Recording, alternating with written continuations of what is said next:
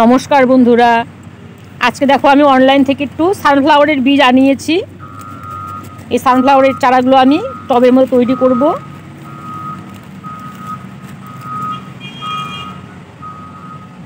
কয়েকটা বীজ আছে, বেশি একটা বীজ নেই।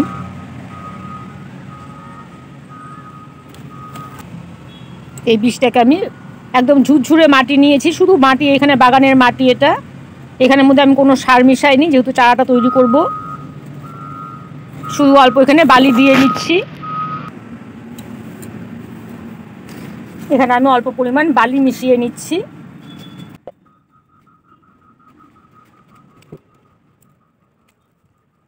কয়েকটা বীজ এসেছে এখানে, খুব একটা বীজ নেই এখানে।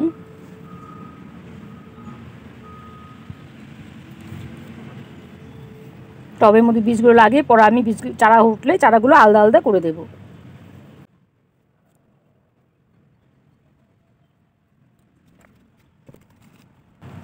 এটাও প্যাকেটের ভেতরে ছিল, মনে হয় কোকোপিট এটা। এর মধ্যে বীজ লাগালে খুব ভালো জার্মিনেশন হয় বীজে। এখানে আমি জল দিয়ে দিচ্ছি।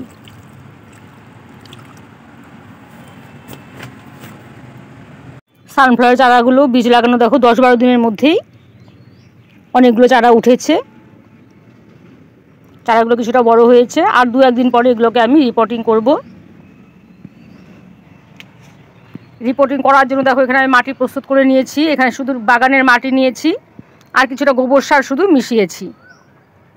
গোবর সার আর মাটিটা ভালো করে মিশিয়ে আমি কয়েকদিন রোদে দিচ্ছি।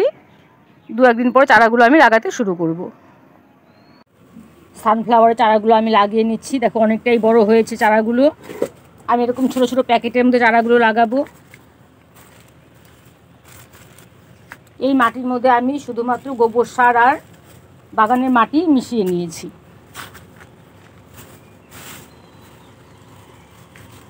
একদম পুরনো গোবর সার, 1 বছরের পুরনো গোবর সার মিশিয়েছি, আর বাগানের মাটি দিয়ে আমি গাছগুলো লাগাবো।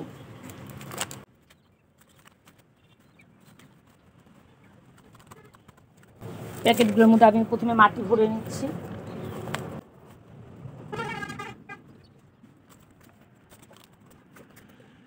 সব প্যাকেটগুলোর মধ্যে আমি মাটি ভরে নিয়েছি। একটা একটা করে চারা তুলে আমি লাগিয়ে দিচ্ছি।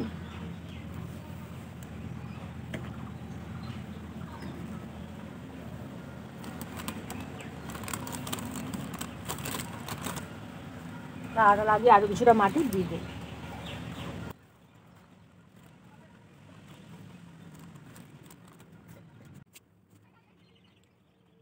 গাছটা একটু মাটি শুদ্ধ তুলতে হবে।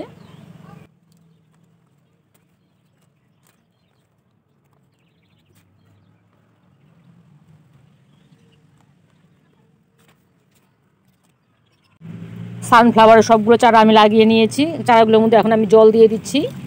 টবের মধ্যে 2টো চারা রেখেছি, আর বাকিগুলো আমি প্যাকেটে লাগিয়েছি।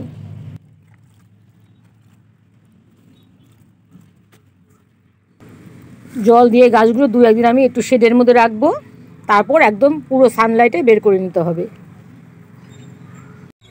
সানফ্লাওয়ার গাছগুলো দেখো অনেকটাই বড় হয়েছে। সবগুলোর মধ্যে আমি একটা করে কাঠি বেঁধে দিয়েছি, না হলে ফুল হলে সহজে ভেঙে যায় গাছটা। দেখো এখানে আমি ছোটো ছোটো করে কাঠি গাছের সাথে বেঁধে দিয়েছি। ফুলের কড়িও প্রায় চলে এসেছে দেখো। এই কড়িটা বড় হতে হতে গাছটা দেখবে আরেক অনেকটাই লম্বা হয়ে যাবে।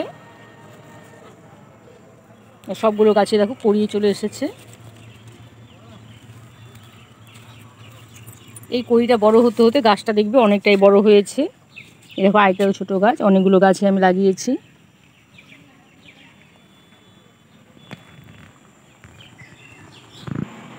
বীজ থেকে চারা তৈরি হতে দেখো এইটুকুন চারা তৈরি হতে প্রায় 1.5 মাস সময় আমার লেগেছে। এরপর যখন ফুলগুলো ফুটবে তখন তোমাদের আমি আবারও দেখাবো। আরও 15-20 দিন পরে দেখো ফুলগুলো অনেকটাই ফুটেছে। সাইজটাও দেখো কত বড় বড় হয়েছে। প্রচুর ফুল হয়েছে এই কয়েকটা গাছে আমার। এর থেকে আমি দেখো তোমাদের বীজগুলো সংগ্রহ করে দেখাবো এরপরে কী করে বীজ সংগ্রহ করতে হয়। দেখো গাছগুলো অনেকটাই বড় হয়েছে। ছোট ছোট দেখো ডালে ডালে ছোট ছোট কুঁড়ি হয়েছে। এক একটা গাছে প্রচুর কুঁড়ি এসেছে। এই দেখো একদম ছোট ছোট কুঁড়ি হয়েছে। একটা গাছে প্রায় 7-8টা করে ফুল ফোটে। এই গাছগুলোর মধ্যে শুধু আমি সর্ষের খোল পচা জল দিয়েছি, অন্য কোনো সার এগুলোর মধ্যে আমি আর দিইনি। তো তোমরা ওইভাবে গাছগুলো তৈরি করতে পারবে। আর বীজগুলো তো আমি অনলাইনে এনেছিলাম, তোমাদের দেখিয়েছি আমি। দেখো গাছগুলো কত বড় হয়েছে। গাছগুলো দেখো সেই প্লাস্টিকের প্যাকেটেই আছে, গাছগুলো আমি এর থেকে আর সরাইনি। এই প্লাস্টিকের প্যাকেটে দেখো গাছগুলো কত বড় হয়েছে। তা আমার ভিডিও তোমাদের কেমন লাগলো জানাবে, আমার চ্যানেলটিকে সাবস্ক্রাইব করে দিও, আর লাইক কমেন্ট দিতে ভুলো না। ঠিক আছে বন্ধুরা, আজকের মতো এখানে গেছি।